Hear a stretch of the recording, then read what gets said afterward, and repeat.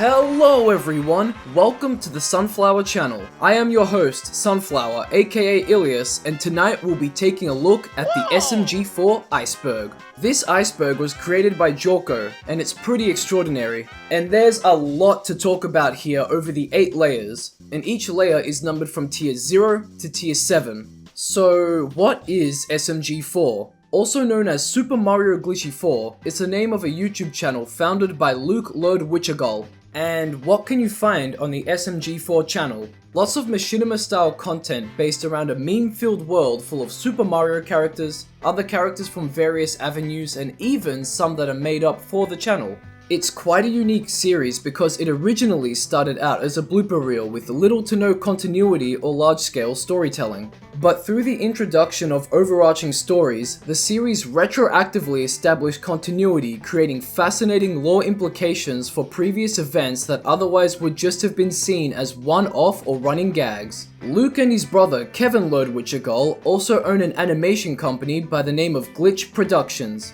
Meta Runner and Sunset Paradise are their biggest productions so far, and they have a YouTube channel for Glitch Productions. Now, I think it's also good to mention that the iceberg being analyzed tonight covers things up to and including the 10-year anniversary special. So basically, a massive 10 years worth of content. A big happy 10 years to the SMG4 channel. I've been watching the series on and off for many years now, but I don't really know the ins and outs. So I enlisted some help. The iceberg creator Jako gave me his research, helped me out with the script, and with understanding a lot of the entries. He's also going to help explain one of the layers, which leads me to our special guest stars for the show. But first, I'll introduce the co-host for tonight. He's helped me to create some absolute masterpieces in the past, and he's a great friend. So give it up for Ocerak, aka Nick.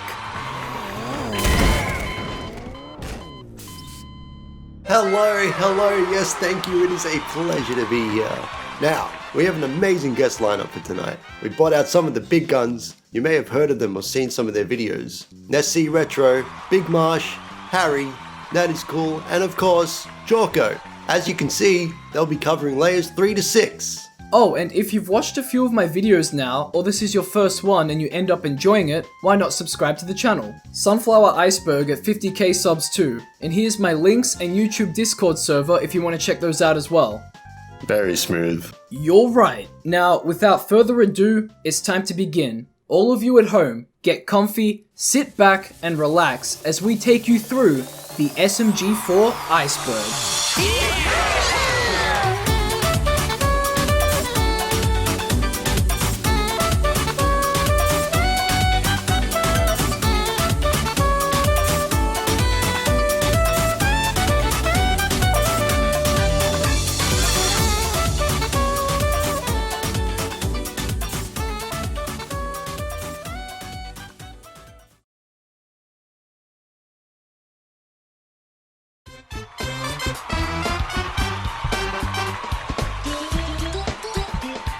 Let's kick things off with Who Let the Chomp Out? The most viewed episode of SMG4 to date, with over 50 million views, is considered to be one of, if not the best in the series due to its fast-paced and witty improvised humor. Who Let the Chomp Out just has a lot of that classic SMG4 humor that myself and others love. So obviously, due to its explosion in popularity, a large majority of those who got introduced to SMG4 started watching the series through this video.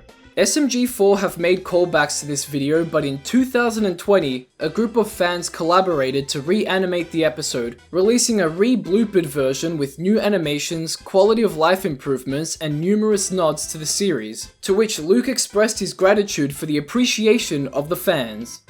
Mario's crippling spaghetti addiction. This is one of the most iconic gags of the show from its most iconic character. Being Mario's favorite food, he loves eating and making sweet, sweet love to his spaghetti. In the video Said Modner 3,826,412 subspecial, it is shown that without spaghetti, Mario would become extremely sad and will lose his will to exist. Luigi is gay.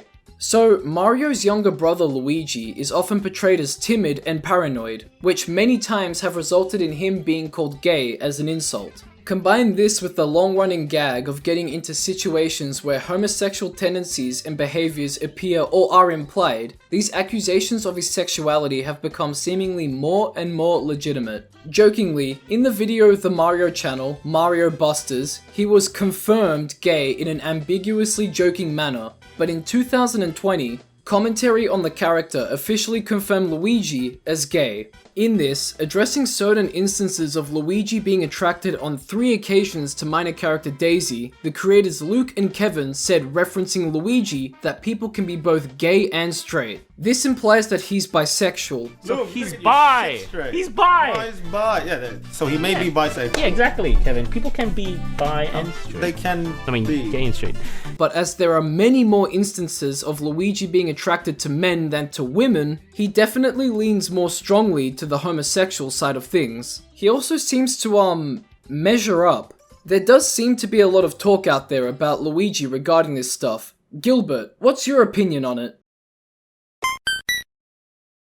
Sticking to the topic of measuring up, big versus long, a crudely made drawing of SMG4 made by his brother Kevin rapidly grew into a meme within the SMG4 fan community. This sparked debate wars over whether Kevin's big SMG4 or the stretchy long SMG4 was better. But why? Who knows? The debate grew so massive it even made a cameo in the series, with big SMG4 growing into a sort of icon/mascot of the series. And that about wraps up Tier 0. It was a nice and small layer of the iceberg. Yeah, I think so too. So let's keep the ball rolling and move on to Tier 1.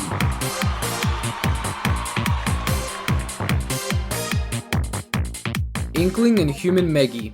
Meggy was an Inkling who lived in Inkopolis and she wanted to win the yearly Splatfest. After a character called Francis abducts tons of Inklings and shoves them into the Inksucker 2000 to power his Ink Weaver pen, that happens. Meggy is stripped of her ink, giving her a more humanoid form and later, a new voice. This helped to conclude the anime arc and it was interesting to say the least. It led to Meggy questioning who she had become and eventually coming to terms with it in the SMG4 movie, Meggy's Destiny. Super Smash Bros. Is real. In the SMG4 universe, Super Smash Bros. Is a real fighting tournament starring the most iconic characters of all media. It is run by none other than Master Hand, the sentient gloved being found in every Smash Bros. Game. It has its own spin-off game series titled Super Smash Each Other in the Ass, Brother! Mama. Whatfee. Also known as War of the Fat Italians, it's a series tradition. This annual event pits Mario and SMG4 against each other in a series of crazy fan-submitted challenges, many times ending with a trademark rap battle. In recent years, the annual Whatfee has also served as the climax for 2 of the series' story arcs, where the warring plumbers have to contend with other antagonistic forces that threaten them both. The Old Man, here he is, a recurring character of the series since the beginning. The Old Man served as the SMG4 series mascot for its early years before taking a smaller role in cameos across the more recent episodes. His appearance is based off the sprite of the character of the same name from Pokemon Fire Red and Leaf Green. Creation of a Psychopath. Once a digital footprint in a Doki Doki literature style video game, Fishy Boopkins used a magic spell to bring the digital waifu to life in a corporeal form. She had some trouble avoiding the psychotic murder anyone who stands in the way of her lover giving her attention urges ingrained in her programming. But over multiple episodes, she learned to control this tendency, becoming a less murderous but still brash person who isn't afraid to get her hands dirty. All bloody to protect her friends, the ultimate source of the attention she receives. It's currently unknown if the magic used to bring her to life is related to the method Axel uses to bring drawn anime and manga characters to life. But some theorize she is from a dating sim that Axel had a hand in making while in Japan, being his indirect creation. Now that about finishes up this layer. It was another small one and hey, that's pretty cool. You know what else is cool? No. Now, you'll be back to finish up tiers 6 and 7, which means it's time to roll out the special guests. In case you need a reminder, tiers 2 to 5 will be narrated by these lovely guests. So without further ado, bring out the first guest star, NEScRETRO. Hey Sunflower, hey Nick, thanks for having me on. I'd also like to thank you for introducing me to the absolutely ridiculous world of SMG4. Icebergs are what my channel's all about, and doing this collab with the person who directly inspired my channel is truly an honor, so thanks again. Now everyone, grab a snack, get comfy, let's get on it.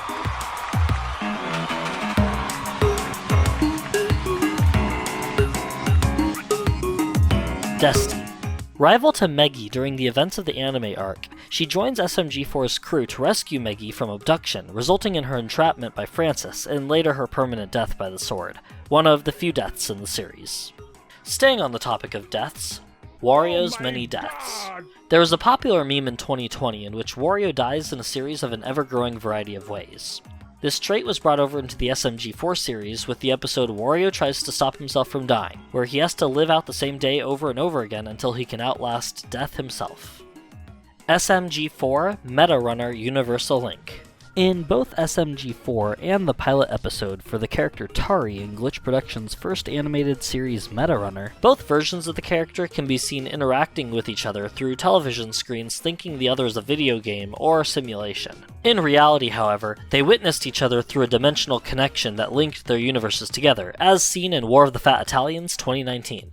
Now that's cool.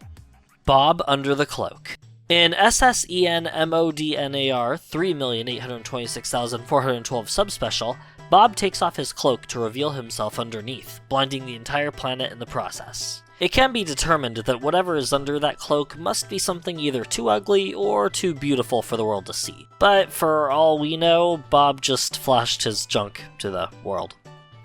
Yeah. An unlikely friendship. Mario, whether intentionally or not, acts like a jerk most of the time, not caring for others unless it's advantageous for his own needs. There is one character that appears to be an exception to the rule, Meggy.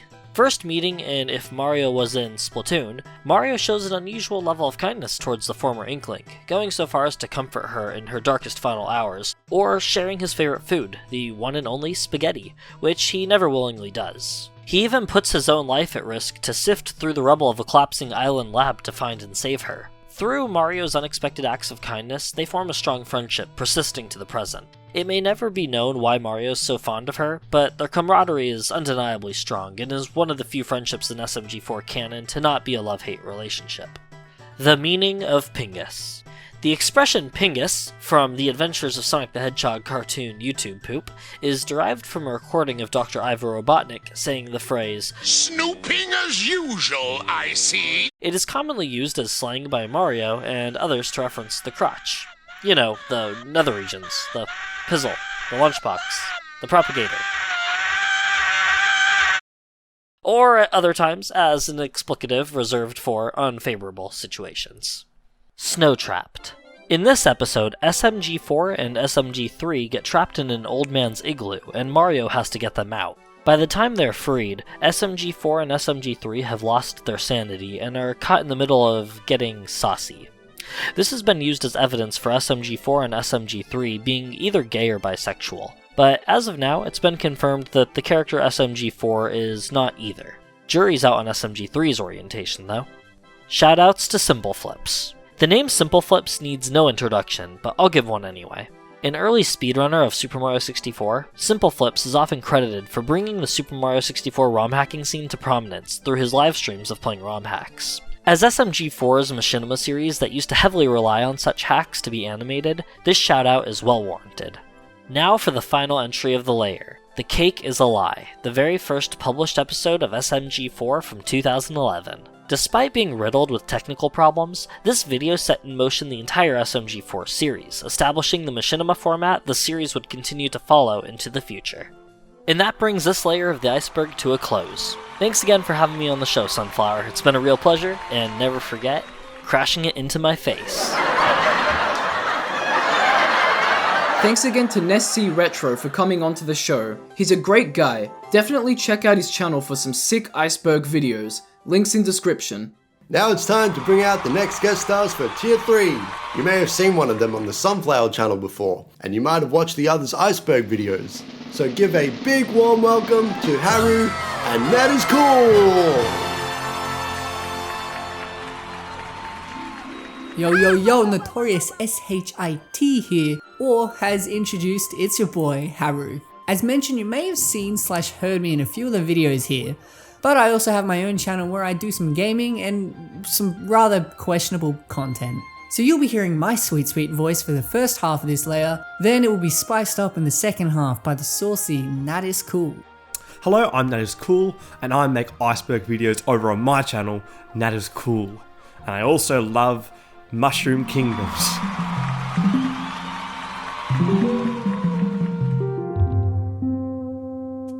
So let's start off with World Within a World. A series of SMG4 episodes titled Mario in Real Life star the characters of SMG4 escaping into the real world in a series of fourth wall breaking hijinks. When Mario messes with SMG4's computer, he creates a portal to the real world where the real SMG4, who we know as Luke, has to hide Mario and his friends from others as they throw his house into chaos. These videos have a lot of charm to them. Luke looks like he really tries his best to do some real acting, and you can tell there is passion there.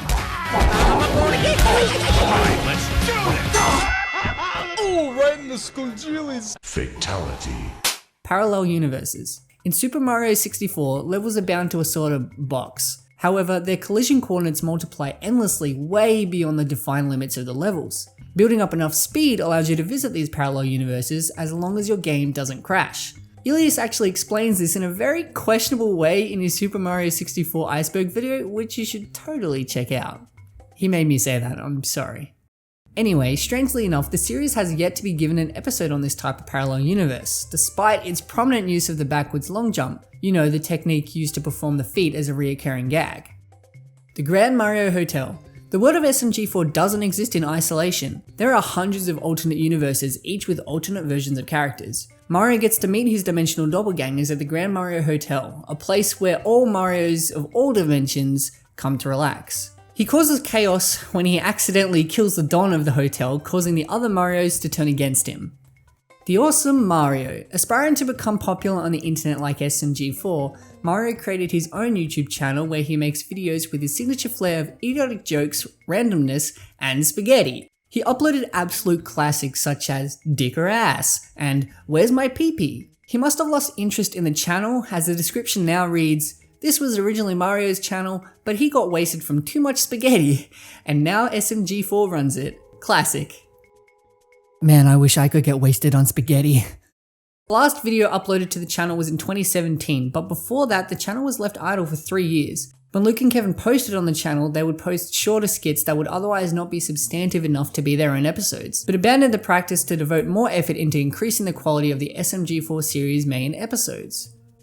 Alright, well that's been me for this section of the iceberg. That's the Harru section completed. I want to thank Sunflower for having me on. It's always a blast being here. We always have a real good time. But now I'm gonna head home. It's a long walk. But before that, I'm gonna pass on to a good pal of mine, the man himself, Natiscool. Take it away, buddy. Woo! Alright, thanks for that, Harru. Now let's get talking about the location of the Mushroom Kingdom. Other real-life places exist in SMG4's world, and some have tried to place where exactly the Mushroom Kingdom is in relation to it all. At the end of A Day in the Life of Everyone, the old man narrating floats in space above the Mediterranean. This possibly implies that the location is in the North Atlantic region, but it may be more likely that SMG4's Mushroom Kingdom is located somewhere off the coast of Australia, judging from the kingdom's proximity to locations from Team Fortress 2, which are confirmed to be in Australia. It's also implied that there is a relative proximity and influence from Japan in the anime arc. This would also make sense in the real world because Luke and Kevin live on the eastern Australian seaboard, explaining possible influences from the location on the series setting. Fate of Enzo. Also known as Roprinplup 14, Enzo is a forgotten character in the SMG4 cast, being a friend turned enemy of SMG4 and Mario after they ruined his birthday party. He tried exacting bloody revenge on them twice before, and he ended up being arrested for serial murder. He later breaks out of jail and attempts to down a plane carrying SMG4 and the gang, only to crash into Santa's workshop. This caused a massive hijinks before Enzo and his villager sidekicks were redeemed. Not long after, in the video to recap 2015, Mario uses a time machine to go back and eat expired spaghetti flavoured pizza, messing up the timeline and reverting Enzo back to being a serial killer. His current whereabouts are unknown. Villains of deadly vices. There are interesting correlations seen in the main motivations of the ARC villains, and they seem to reflect each of the 7 biblical deadly sins. In order of appearance, they be as follows. Waluigi having his wrath incurred for being continually rejected from getting into Super Smash Bros. Bob representing greed for desiring material wealth through a rap career over his friends. Francis being blinded by lust in creating an island of anime waifus no matter the cost. And SMG3 having envy of SMG4's friends and YouTube success. The remaining sins to be represented, assuming that this trend will continue, would be gluttony, sloth, and pride. You know Ilias has a pretty cool Fall Guys Iceberg video where he discusses the 7 deadly sins, and you should definitely check that out. Hang on, am I getting paid to say this? Bowser's mum. The Koopa clan has many mysteries that have yet to be solved concerning their lineage, but none is more ambiguous than Bowser's mother and her untimely fate. She makes her only appearance in Crystal Funhouse, already deceased, and she looks like this. It only muddles the water around Bowser and the Koopa clan's lineage. So that's it from my explanation, guys. Thanks for having me on the channel, and if you enjoy the sound of my voice, you can go check out my channel where I have more Iceberg explanation videos. Wow, wasn't that a blast? You know, that brought up a good point about getting paid. Anyway, wow, that sure was a blast. A big thanks again to the home fries Harru and Natiscool for coming onto the show. Their links will be in the description. So who's our next big guest? I know him by many names: Sizable Sump, Immense Bayou, Large Quagmire, but you all probably know him as Big Marsh. Heyo, I'm back. Woo! The show so far has been incredible, guys, so I am more than happy to keep this ball rolling. Most people here probably already know me and are probably sick of me, but for those who don't know, well, allow me to introduce myself. I'm Big Marsh, an 8'2" polar bear, floating on an iceberg somewhere off the coast of Slovakia. Oh, and I have a YouTube channel. Sunflower has made his own appearances over there, so check that out.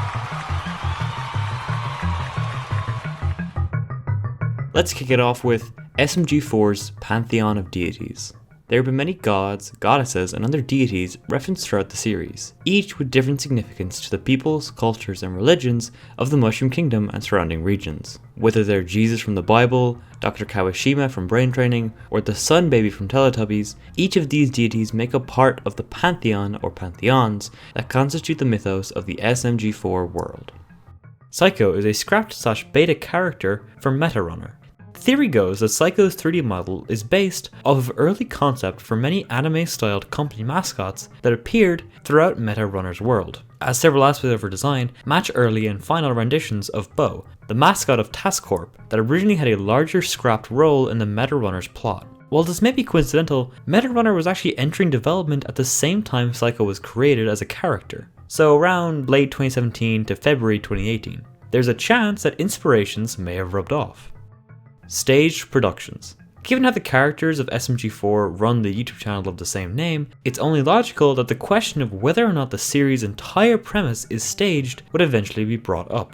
Fourth wall breaking lines from characters hint towards scripted events, but these seem at first glance to be more like Easter eggs and references than anything that could seriously be considered canon dialogue.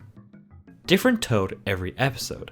With the sheer amount of times the character Toad seemingly dies or gets gravely injured, a theory has been going around that every time Toad gets game ended or maimed, he is replaced with an identical Toad to continue the role. It has been confirmed that there are multiple Toads in the species. Most of them look and sound very similar, if not identical, such as those seen in WOTFI 2020.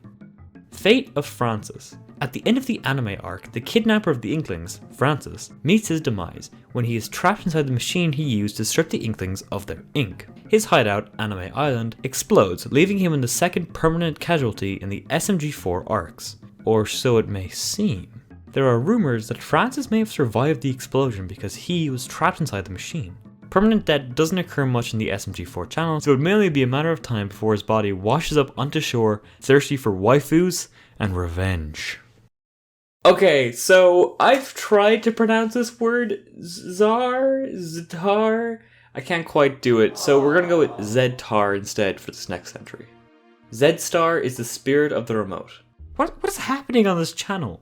Watfy 2020 sees the YouTube remote become sentient, choosing its master and thus the master of the SMG4 YouTube channel. Some believe that the spirit of the remote is none other than Z-Star, the first major villain of the series. Certain aspects about their aesthetic and actions appear to match one another, such as their subtitles color scheme used when speaking, which are different for each character to set them apart, as well as their trademark usage of the phrase or soundbite, "Hello there, boys!" which has only ever in the series been used by Z-Star and the oof buttons created by the YouTube remote. There is also the fact that the Z-Star is not the star per se, but an evil spirit that resides inside the Power Star, corrupting its appearance and absorbing its power. Thus, in every appearance to date, he has to maintain possession of an object, using it as a conduit for his power and physical interactions, so it's possible that he could possess living creatures as well. The remote ultimately choosing SMG3 is also counted as evidence, given that Z-Star was created by SMG3 as an unbeatable weapon to destroy SMG4 in the past, but became sentient and desired nothing but to throw the world into chaos and destruction. Therefore, as SMG3 taking control of the channel would have brought the world farther into chaos, Z-Star would have been more likely to choose SMG3 to further his own goal of achieving this destructive chaos. Mario fakes his stupidity. Mario's stupidity has been his trademark since his inception, which has resulted in nearly all the hijinks from throughout the series. However, as the story has progressed, there have been many glimpses of out-of-character intelligence, especially during story arcs. This has led some people to believe that Mario isn't terminally stupid, but uses stupidity as a facade to appear interesting and keep his friends around. Why? Well, without Mario's feigned stupidity, starting many adventures, his life would be much less interesting to others. In his own words, Mario isn't very good at expressing himself. In fact, Mario isn't very good at anything. This is so sad, dude. Perhaps faking stupidity is his way of compensating for the interesting traits he thinks he lacks that his friends seemingly have in troves, trying to prove that he's more than just an ordinary hobo. Dude, poor Mario. Well, I'll be honest, I watched SMG4 back in the day and I always thought it just stayed to the kind of comedy bits, but my god, there's an insane amount of lore here, and we're not even that deep. I can't imagine what the deeper entries are gonna hold. So on that note, I wish you boys the best of luck. Peace out, homies. Well, it seems like we're finally delving into all the theory talk and spooky stuff now. Oh yeah, definitely. This is the point of no return. All the theory talk is gonna continue to get crazier from here. Gilbert, what do you think of the entries so far?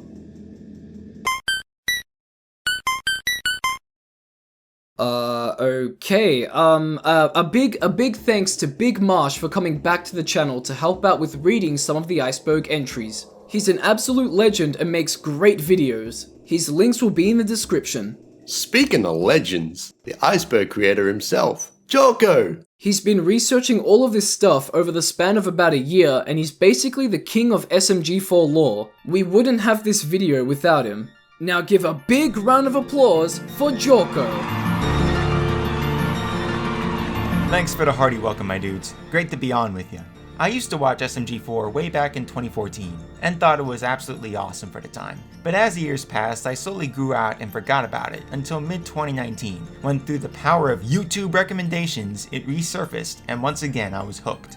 But for a different reason this time. At the time I was watching TV shows like Gravity Falls and Infinity Train, which had various unanswered questions and mysteries with clues sprinkled throughout that an attentive viewer could piece together and theorize about the world. It just so happened that when I started watching SMG4 again, that line of thinking kicked into overdrive when I first watched the show's story arcs. I realized that the show wasn't just funny Marios doing stupid things for the camera anymore, but a living, breathing, wacky world that unintentionally set itself up for the strongest lore potential I've ever seen, through its use of retroactive continuity, elevating inconsequential gags and jokes into tantalizing clues, to even more wild implications. From here on out, these entries will utilize that retroactive continuity much more significantly, in ways that'll make your understanding of the series flip on its head, so keep that in mind as we dive deeper down into the icy depths.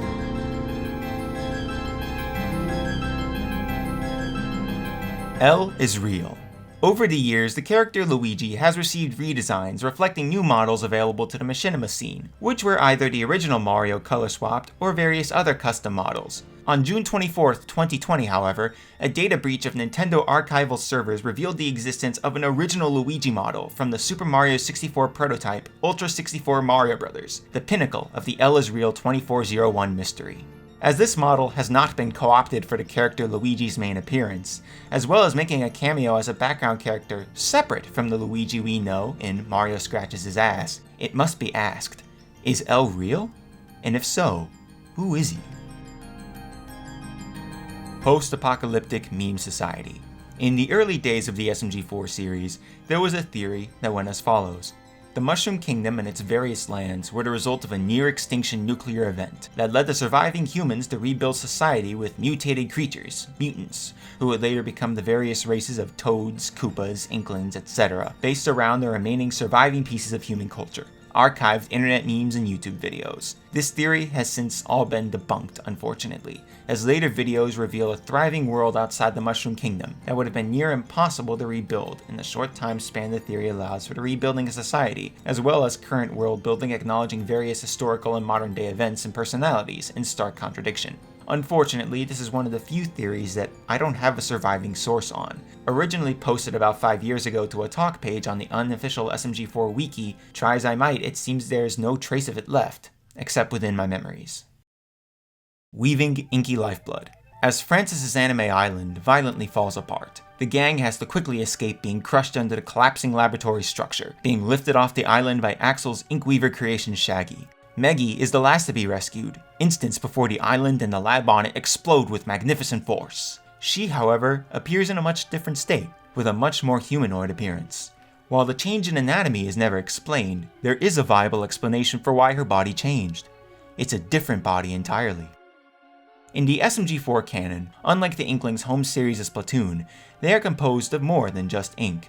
They have skeletons that rig their bodies that clearly aren't made of ink, yet despite this, they still have a strong weakness to water, like in Splatoon, as well as the ability to shapeshift between two forms. These two seemingly contradictory facts can be reconciled with the interpretation that ink is to Inklings what flesh is to most other creatures, and unlike other creatures that rely on specific organs to do certain functions, ink can take on biological responsibilities of multiple organs. A similar phenomenon exists in real-life sea creatures that lack specific organs and have tissues that can multitask various life-enabling functions like digestion, respiration, and brain activity, allowing them to shapeshift without major bodily repercussions.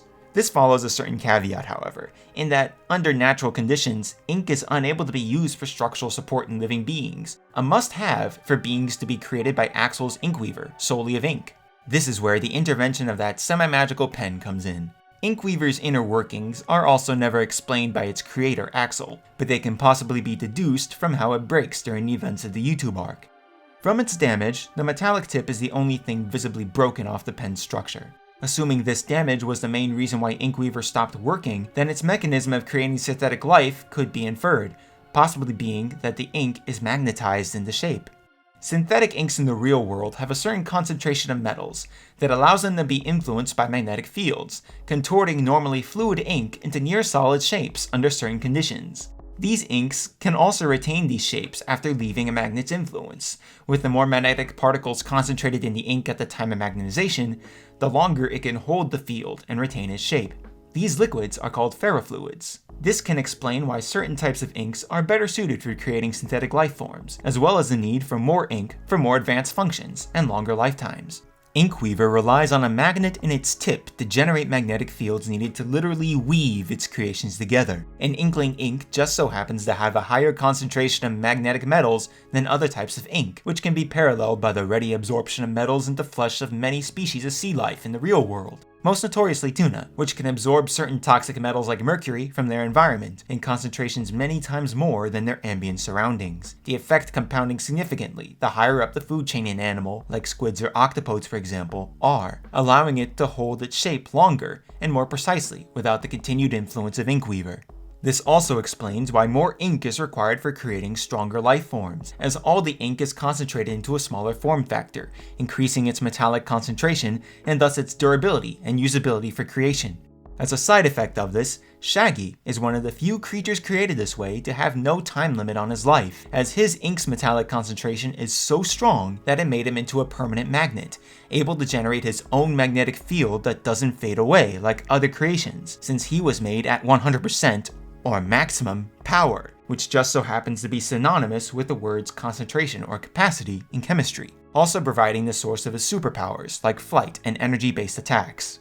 Returning to Meggy's case, having this information, we can create a timeline of events in the moments from the beginning of the laboratory's collapse to the explosion of Anime Island. The ink sucker, stripping Meggy's body of ink, succeeds in that regard, separating the ink from her body's non-ink components before being destroyed. Now separated and under the rubble, she's trapped there until Shaggy arrives to rescue her. He finds her, but literally in pieces, her inky flesh and bones separated. Not having the ability to restore Meggy by putting her flesh and bones back together, he decides to recreate Meggy with his own magnetic fields, reconstructing her from his assumptions on what she looks like based on a human anatomy, and does a pretty decent job of it too. Having then recreated Meggy, he takes her in her newly constructed ink body and escapes, leaving the remnants of her inkling body behind as the island blows up. In effect, the Meggy that was rescued that day wasn't the Meggy left behind. That one's remains are trapped in the crater of an island sunk to the bottom of the ocean, an ironic fate for one that has a fatal weakness to water. Thus, if the Meggy we know now is a synthetic ink creature, then one day, her magnetic field will weaken enough to dissipate, and she will disintegrate like any other ink creation. It may take a much longer time, given that her contributor Shaggy has a perpetual field of his own that he used to create hers, but it will one day run out, as she didn't have a high enough metallic concentration at her initial magnetization to create a permanent magnetic field of her own. Mario as the universal anchor and the plot armor hypothesis. The canonical reason Mario cannot die is because his existence holds the universe together. The entire universe is centered around and held together by Mario's experiences and history, as he's technically the first character to come into existence. So if Mario is removed from the world, it would collapse on itself. In Deleted, it was shown that everyone in the universe has a doppelganger that can replace their role, except for Mario, and such replacements can alter the course of history from when in time those replacements occurred. Since no doppelganger for Mario exists, should he have been deleted, there would have been no one to replace him and the events he caused, permanently erasing the universe's history and likely ending in its collapse. This is why Mario has such extreme plot armor, being able to survive things even like decapitations. It's a self-defense mechanism of the universe to prevent such a catastrophe from occurring. As a side effect of this extreme plot armor from being the universal anchor, this characteristic bleeds into other characters, with them also receiving plot armor that's as strong as their relationship to Mario and his history and experiences. The more closely intertwined to Mario they are, the more powerful their plot armor is. This can explain why there have been so few permanent deaths in the SMG4 universe. In the Waluigi arc, Waluigi isn't killed despite his actions of unleashing zombie outbreaks into the world, but instead his brother Wario appears out of nowhere at the last minute and peacefully takes him down in War of the Fat Italians 2018, resulting in no deaths. Waluigi by then was long ingrained into Mario's experiences in history, thus his plot armor was strong enough to avoid death. The rapper Bob arc is similar, in that Bob, around the time, interacted with and influenced Mario's history enough to acquire his own plot armor, so didn't die but was eventually taken back by his friends instead. Unlike the other arcs, however, there isn't much to threaten Bob's life in the first place, save for an encounter with Waluigi near the end of the arc that serves as a near-death experience for him to learn his folly. But it's unlikely that Waluigi had any actual intent of killing Bob despite having the means to do so, so this behavior may not have any effect on this particular arc and may not be an example of Mario's universal plot armor. However, the succeeding arcs do make a strong case for the possibility. The anime arc is the only different arc in this regard, in that it is the only one to have multiple significant and permanent deaths, those being Francis and Desti. The both of them weren't around Mario long enough and/or weren't influential enough to his experiences to build up the plot armor needed to survive the arc, so they both died. Desti by a sword to the gut and Francis trapped in the explosion of Anime Island.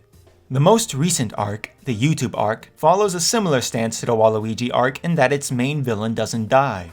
SMG3, whose history with Mario goes nearly as far back as the oldest characters in the main cast, had enough plot armor to not only survive the arc, being instead banished to the internet graveyard when he could have easily been killed, but to even have momentarily clinched a win by taking over the channel, only being stopped by Mario, whose plot armor is stronger than SMG3's.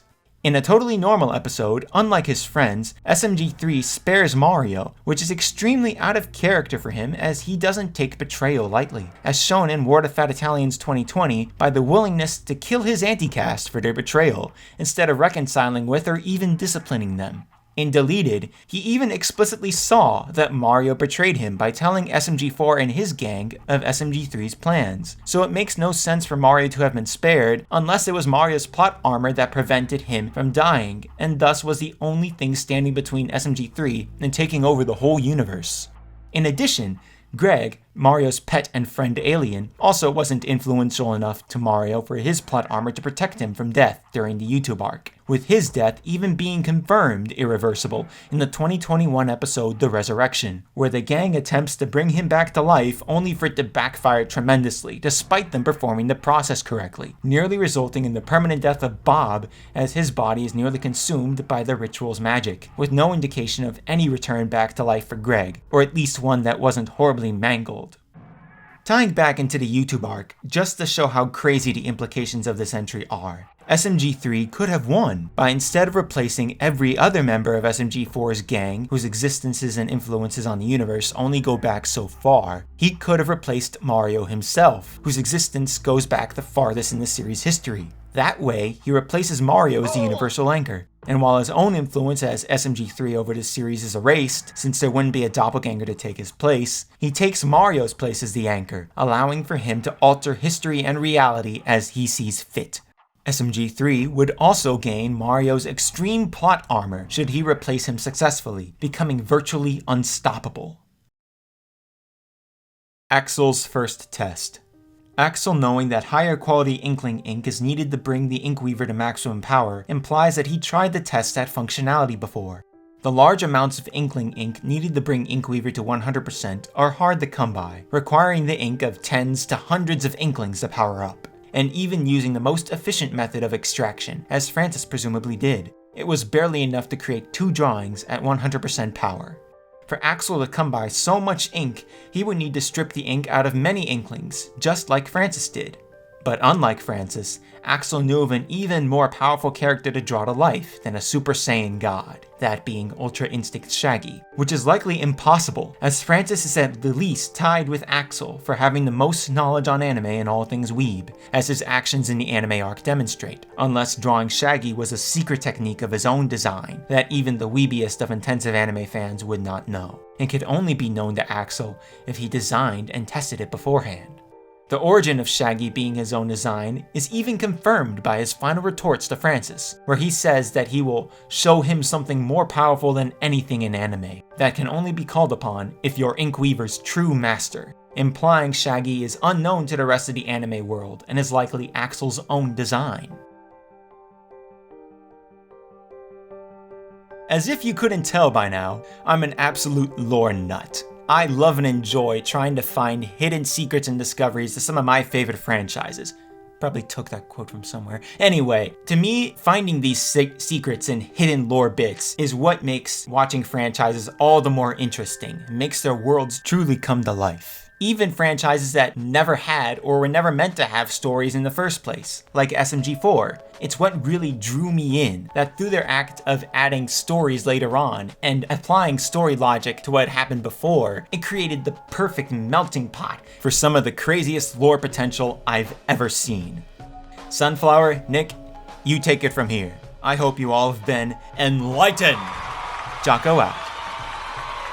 Wow, you were right. All of the theory talk did get crazier. My mind's been opened. Keep that mind open because we're going to continue deeper down the iceberg. But before we do, I'd just like to thank Jako for covering Tier 5. Oh, and obviously, also for the large amount of research and assistance he's given me to make this video possible.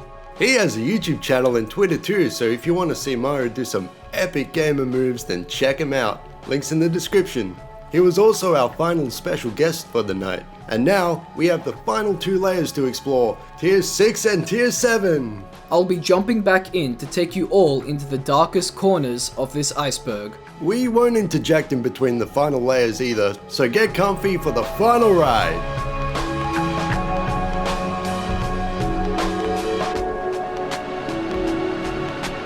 SMG1 and SMG2. There appeared to be a multitude of characters with the name prefix SMG. So many in fact that one of them going by the moniker SMG1 created a fan club and invited them to presumably further his nefarious purposes. Despite there being SMGs with suffixes into the tens or hundreds, there was one major exception: no SMG2.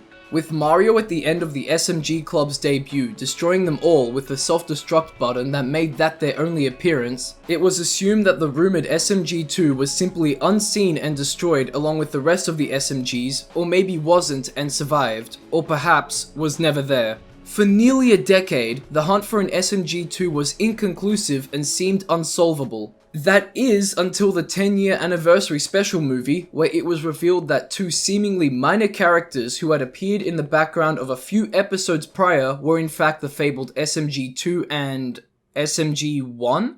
How could that be if SMG1 was the host of the ill-fated SMG Club?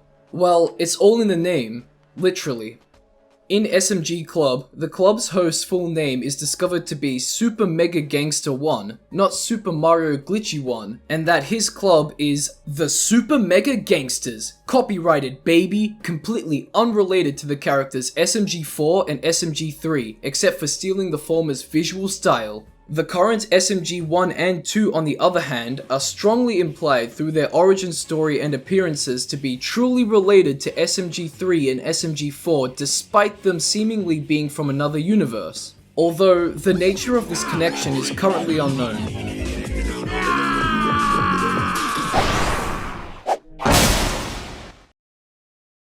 It's-a me! In Halloween Special 2014, with Ouija defeated and stuck inside the Ouija board he came out of, Waluigi discovers Ouija, and in the immediate scene following, they're both laying on a bed together, the dialogue from Waluigi implying they smashed. The encounter with the meme demon could be the source of Waluigi's rejection-fueled powers, giving Waluigi some sort of magical STD. What? Alright, so the characters have striking parallels in how they can warp space with dimensional portals and create armies of brainwashed zombies, and coincidentally show the greatest extents of their powers when rejected by others. For Ouija, when Mario rejects his company as a friend, he sends the plumber to an alternate Ouija dimension while the meme demon wreaks havoc, turning people into Ouija clones. Waluigi was rejected from the Super Smash Bros. Tournament by Master Hand, among other events. He then created the T-Pose zombie invasion and later sent Mario and SMG4 to his own pocket dimension for that year's War of the Fat Italians. Where did all the Marios go? The early series' cast of characters consisted of several people with the appearance of recolored Mario skins. These were SMG4's early friends, fellow YouTubers helping him out by collaborating on his videos of Mario and company going about their daily lives of misadventure. As the years went by, the various Mario recolors came and went, but appeared in fewer and fewer numbers, leaving only a small few appearing in recent times. For years, it was unknown why there were so few appearances of these other characters, with the observation being acknowledged during the 10-year anniversary special. In that same movie, after being knocked unconscious and kidnapped by corrupted memes, SMG4, SMG3 and Mario awaken in an abandoned cathedral where they discover a truly horrifying truth. A multiversal eldritch virus had taken their multicolored friends over the last decade, feeding on their essences before discarding their lifeless bodies by the dozens. The trio are detected after witnessing their friends X and FM suffer the same fate right in front of their eyes, ending in their capture and nearly becoming its next victims before their friends can find them in time to subdue the viral force of destruction. Aptly named Zero, it uses the recolor's corpses as zombified cannon fodder to buy time to finish them off. After an intense battle, the viral entity is overwhelmed and quarantined by SMG1 and 2, returning the recolor's essences and restoring them back to life. After all of that, they are taken to a village where they seek refuge. SMG4, God of Suffering. The first Mario in Real Life episode, where Mario messes with SMG4's computer and accidentally brings into existence a portal connecting the world of SMG4 and reality, shows something rather peculiar. So when Mario messes with SMG4's computer, it opens a Nintendo 64 emulator, which is the source of the malfunction that brings about the portal. Outside the show's context, it's known that the series is machinima based, with emulators being a tool that's used to animate it. This would be accessible to the creators of the show in the real world, as shown by Luke in the Mario in Real Life duology. But if the character SMG4 in the show's world has access to a toolset so powerful that it creates and shapes the world he inhabits, then that would grant him some of the same godly abilities as the world's creators, making him an in-universe god with the power to alter the universe however he wishes, meaning that the major tragic events throughout the series, especially during arcs, didn't have to happen.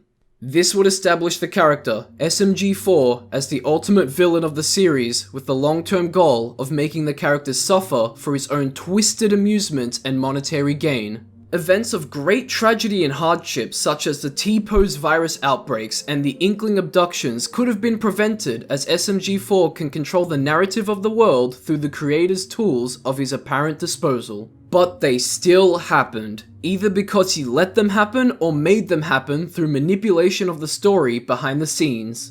To keep knowledge of his powers to alter the world secret, he maintains an unknowing facade, faking reactions to events he causes or lets happen and hiding his powers by making himself appear vulnerable in life-threatening events to prevent others from catching on.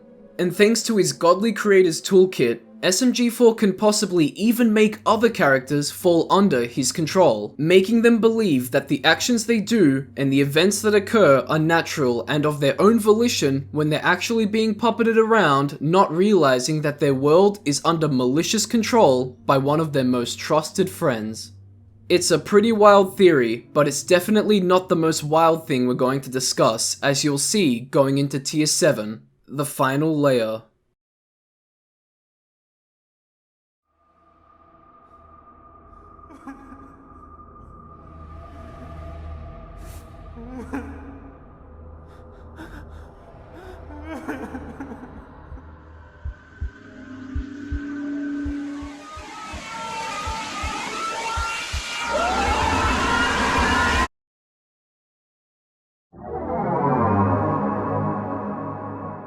Avatar Theory. In the episode Mario Babies, several characters recount significant events from their childhood days, but when SMG4 tries to recount his own, he discovers that he can't remember anything before one day when he appeared in Peach's castle. That was from his first appearance in the episode Account Loss. Everything else before that time is just a blur to him. When he interrogates SMG3 in the next episode, the wannabe mastermind can't seem to pinpoint the earliest moments to his past either.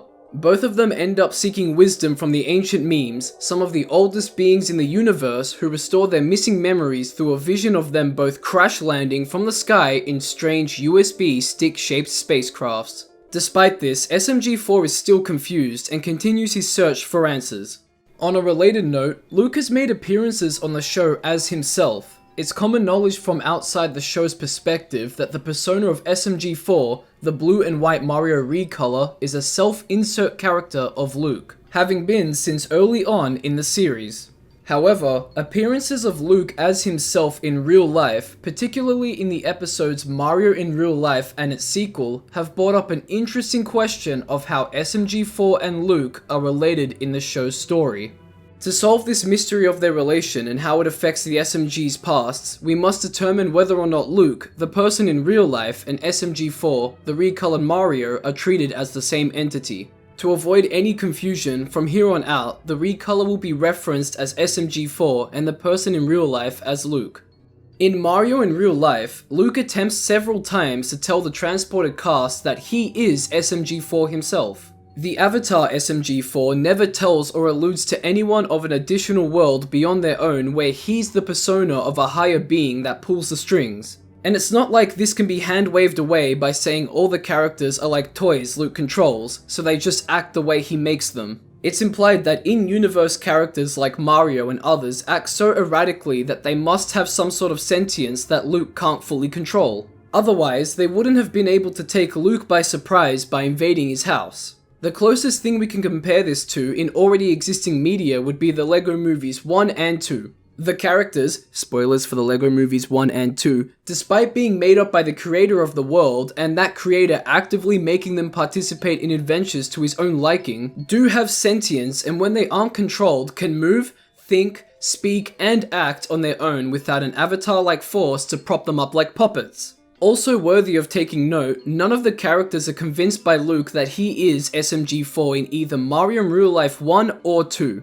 With Mario himself being the most explicit indicator, his last words to Luke in the first Mario in Real Life saying goodbye to the Asian guy I don't know, and the second time Mario returns to the real world, he never references Luke as SMG4. The closest thing being him saying that Luke doesn't look half bad when his face is morphed by magic into SMG4's dead ringer, but it's more likely that Mario is just admiring his own looks projected onto Luke than any recognition of Luke and SMG4 as being one and the same. So even if the transported characters still remember the world's existence, they wouldn't see it as having any more significance than the many other alternate dimensions they visited. They weren't strangers to that stuff even back then. These two episodes cement Luke as an entity recognized separately from SMG4. Tying these details together to address the SMG's true origins, it's possible that any characters created for the show by Luke, or whoever else produces the videos that we see in the real world, are created sentient in their world and have the free will to think, speak, and act. However, as their universe is all ultimately a digital one governed by the games and software used to literally create the series and house their world, any character can be intercepted by an outside force and taken over by someone outside the Matrix, where they are possessed like an avatar and have no knowledge of being possessed during the act. They'd believe anything they were doing during such periods was out of their own free will after the fact, when in reality, someone was controlling them from the outside. As a side effect of being created sentient, such characters have to have some sort of memories already in place to support that sentience. Otherwise, they'd recognize that vital parts of their consciousness are blank and they'd probably lose their sanity. Therefore, every sentient character is created with some sort of backstory for them to start off with, even if it's altered or retconned by the show's/universe's creators later on. Mario, being the plumber that collected the Power Stars to save Princess Peach from Bowser. Psycho, being a character in a video game programmed to be a psychotic lover. Meggy, being an aspiring Splatfest competitor, and so on for all the other sentient characters. We see a possible glimpse into where this process could take place in the 10-year anniversary special, when the Eldritch Virus Zero makes Mario witness a flashback of SMG1 and SMG2's universe being destroyed. From what is seen of it in the brief glimpses before and after Zero unleashes havoc, it appears to be rather simplistic and geometric in design, resembling a video game beta testing room. This strange area, which we'll nickname the production grounds, looks like it could be a controlled environment created by Luke where he and the other creators can test new characters safely before implementing them into the main world with their set of starter memories and finalized designs. It appears that SMG4 and SMG3 are unique cases in that when they appeared in SMG4's origins, they had no starting memory established before their arrival. This could be explained by the fact that since they were meant to be avatars straight away, their personalities had to be molded through an initial possession in order to match those of their controller. As such, they were created without starter memories and sent into the world with an empty mind. The only reason that the two didn't go insane is because Luke intervened, creating starter memories on the spot by possessing them and leading them down their fated paths. SMG4's self-made starter memory was the first time he ever recorded and shared a meme on the internet. Afterwards, he began feeling an inexplicable urge to create more content caused by the new memories taking root in his digital mind thanks to Luke. SMG3 was originally going to be used as a foil to SMG4, keeping the forgotten content of the world at peace and happy in the internet graveyard to contrast SMG4's domestication of wild new memes in a sort of meme life cycle. However, that plan of fate was knocked off course, literally when an unknown force changed the trajectory of SMG3's Guardian Pod to the Mushroom Kingdom, causing Luke, needing to improvise in the moment, to unintentionally set off the rivalry the two would have for nearly a decade. That force would over 10 years later make itself known when its corrupted meme goons kidnapped the rivals and Mario with the intent of destroying them and their world. This entity is Zero, who years before had also been created as a potential sibling avatar to SMG4 and SMG3 in the production grounds, likely being named SMG0. But for unknown reasons was thrown out into a desolate digital wasteland where unfinished character designs are sent to rot. This wasteland became Zero's home for years, where in the absence of a controller to establish its first memories and personality like with the two previous avatars, it lost its sanity, corrupting its mind to crave destruction and its body to spread that corruption it was already experiencing in agony. Zero would attempt to escape the rotting plane of existence by hijacking SMG3's pod, but failed to hitch a ride, only knocking it off course. It wouldn't be until years later when Zero would finally find escape from the wasteland, mercilessly carving through universes until it wound up back home, at the production grounds. SMG1 and SMG2 were recently living there at the time, alongside others being shaped into new characters. In its mad rage, to keep itself from fading from existence after being in the wasteland for so long, it destroyed the grounds and harvested the essences of nearly all of its residents. Only 1 and 2 remained, badly damaged. Even so, 1 managed to trap Zero in its own pod, and in their universe's final moments, the duo escaped in a pod of their own, searching for a way to defeat the crazed virus. A tale was retold in their minds. 4, the oldest SMG of them all, would have the power to end the destruction for good. As soon as they located and landed in the Mushroom Kingdom, they began searching for their legendary savior, warning its residents along the way that the end was nigh.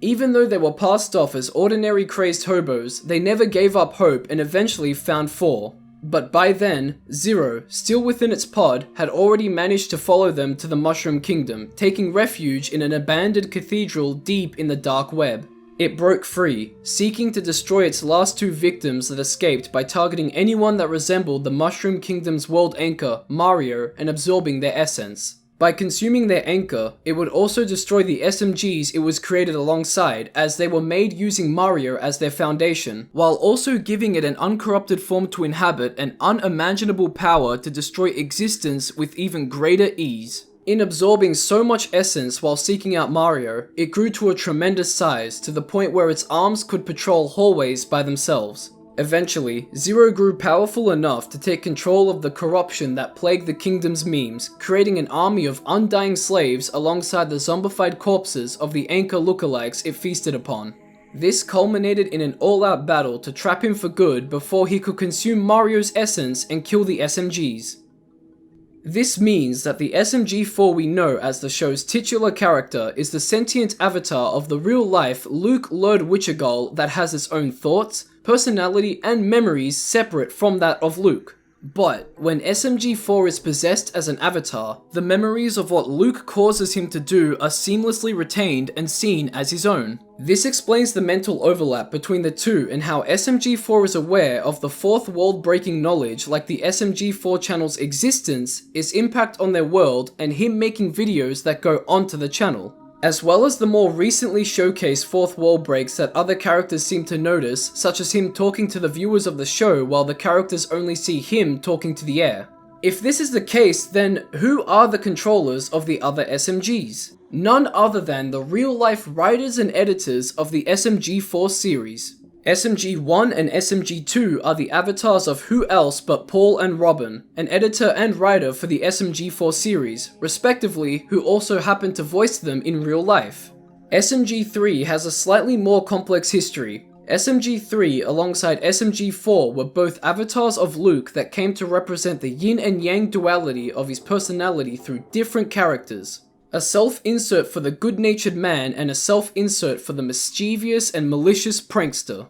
Later on in the series, Luke would gradually give up the use of SMG3 as his own avatar, eventually giving control of him to James Bailey, an editor for the series who also happens to voice SMG3 in the modern day. This results in both SMG3's and SMG4's personalities changing over the course of the series, with James molding SMG3 with a more serious and raunchy personality during his reintroduction in 2020. While Luke's gradual disuse of SMG3 and focus on SMG4 changed SMG4 from exclusively being the good-natured man in his crazy world to additionally being a chaotic meme lord, as SMG3's original aspects were slowly merged into SMG4's modern personality. This leaves only Zero remaining without a controller. As explained prior, the reason why Zero went on its insane universe-destroying rampage was because it had no controller to shape its mind properly. But like all the SMGs, it was originally destined to have a controller, theorized to have been none other than Kevin, Luke's brother. In the present day, Kevin is heavily involved in the production of the SMG4 series as the role of producer. However, he didn't write for the series until 2016 Seaside Stupidity Part 1. It's possible that Luke wanted to bring Kevin on board to work on the series with him much earlier than what came to be. But Kevin couldn't or perhaps didn't want to be involved, so his character was left on the cutting room floor to be discarded to the wastes. Having figured out a possible explanation to the SMG's origins, one question remains to be answered. Why did SMG4 and SMG3 forget their past in the first place between when they landed in the Kingdom and their first appearances in Account Loss and SMG4 versus SMG3? This question remains unsolved at this time, as there is no indication as to what kind of event could have wiped the SMG's memories and perhaps the memories of others that witnessed their arrivals from the skies at the time, other than a speculative connection to Zero as its cause.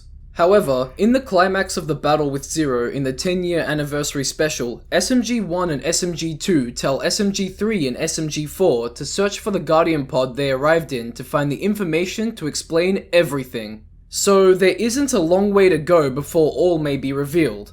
Should all of this madness be considered true, certain additional moments need to be addressed, particularly concerning appearances of Luke outside the Mario and real-life duology and a minor inconsistency in a shared event of SMG4 and SMG3's past. These events occur in the episodes Stupid Paper Mario, The Glitch, and Mario's Spicy Day. Stupid Paper Mario's premise revolves around SMG4 losing all of his money, which forces the production quality of the video to substantially drop as it progresses until SMG4 regains enough money to restore the video quality.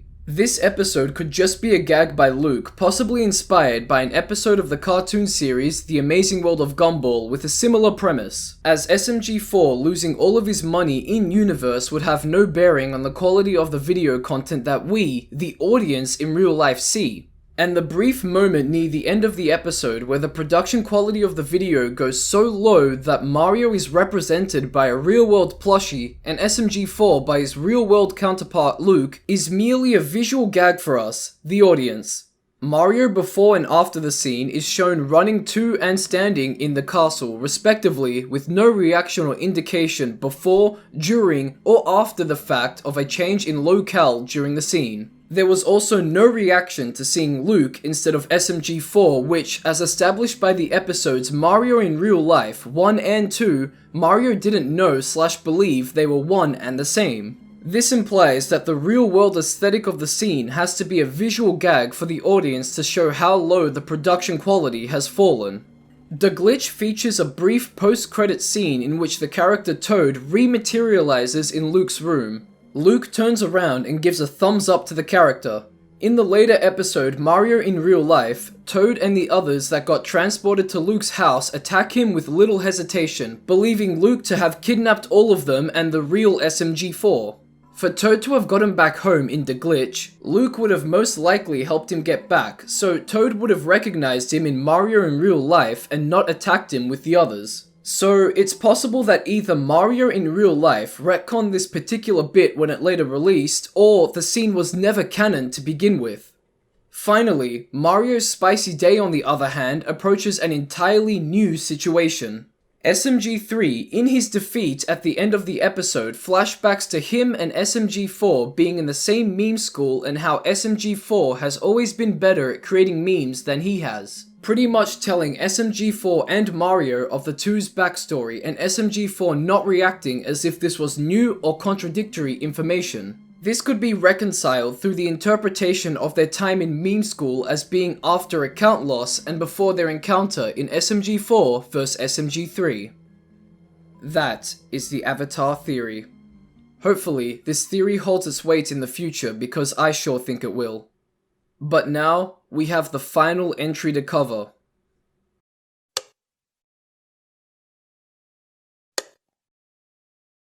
The creators of SMG4 have gone on record saying that their ultimate goal in content creation is to run a professional animation studio making series for the internet. They're well on their way to that goal with the releases of Meta Runner Seasons 1 and 2, Sunset Paradise, and more incoming. They seem to be shifting all aspects of their animation business into this new direction of storytelling with high production and creative value. But one thing seems to run contrary to this new direction to take Glitch Productions into SMG4 itself. The series rams heads with their newfound direction for several reasons, the main being copyright problems and an extremely tight production schedule. Both of those underlying reasons are critical to the series' success and legacy, as its parodical use of the copyrighted characters like Mario and its once-a-week schedule have been staples from day one. Being unprecedented as a problem for advancing their work along with the rest of Glitch Productions, it's possible that with the 10-year anniversary of SMG4 may come the ripe opportunity for a reboot of the series to start clean without the shackles of dubious copyright or weekly uploads, by divorcing itself from its machinima roots for good and fully embracing completely original content at much higher production values. This could explain the gradual but large increase in characters with original designs introduced in the last few years alongside the retirement of much of the early cast whose designs were copyrighted by other companies, and their reluctance to bring back ideas and characters from the earlier years of SMG4. They even have a near-perfect opportunity to initiate a reboot with the introduction of a new villain, Zero, who's been shown to have the ability to destroy universes it travels to with ease. Having such a powerful force be unleashed onto the world to wipe the old world away and reboot the series in-universe would be a near-perfect segue to a new continuity. It's also possible that a reboot may not even be a hard continuity wipe, but rather a soft reboot that retires many characters at once, giving them their swan song of a goodbye before going out silently or with a bang. Some characters may even stay, but in altered forms, whether it be different visual designs or reworked character traits.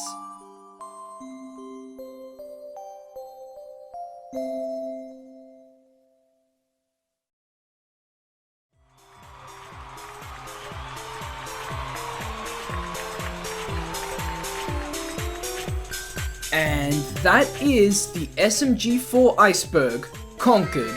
From myself and everyone else here, thank you all so much for watching. And we really do hope you enjoyed the show too. SMG4 has had a massive legacy on YouTube, and being able to watch the content go from Mario and the gang doing silly things to seeing all of these new overarching stories and characters is great. I feel as though the creativity and the scale of the series just keeps getting bigger and better. And as we bring everything to a close, we'd like to give another thanks to tonight's special guest speakers, NEScRETRO, Big Marsh, Harru, Natiscool, and Jako. Also, thanks again to Jako for allowing me to use his pages and pages of research, for helping me to understand everything, and for helping to write the script. He's been an absolute blast to work with. And to you, Mr. Ocerak, thank you for co-hosting with me tonight. Thanks for having me on the show tonight. I've had a great time going through this iceberg with you. Same here, my dudes. I'm glad you both did, and I can't thank you both enough for it. Oh, and once again, everyone's links will be in the description. Actually, there's one more person we need to thank. Thanks to Gilbert for directing and producing just like always. Speaking of which, does anyone know where he went? He'll come back to the set eventually. Anyway, that's been us. Another big thanks to you for watching. Myself and the Sunflower Channel team hope you'll come back to watch our new videos and our older ones. Have a good night.